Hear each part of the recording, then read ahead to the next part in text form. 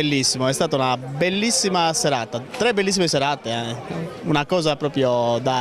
che si ripete negli anni e spero che negli anni prossimi si ripeterà ancora di più,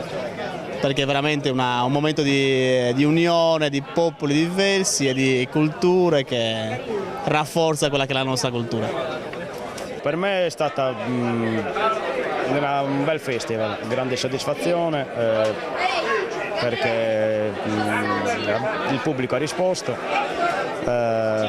grandissimi gruppi stranieri, grande Mammutones, è stato un bel festival, 22esimo festival come pochi, devo dire,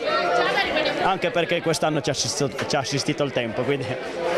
per fortuna abbiamo avuto 3 giorni di bel tempo, tutto qui. Al prossimo anno.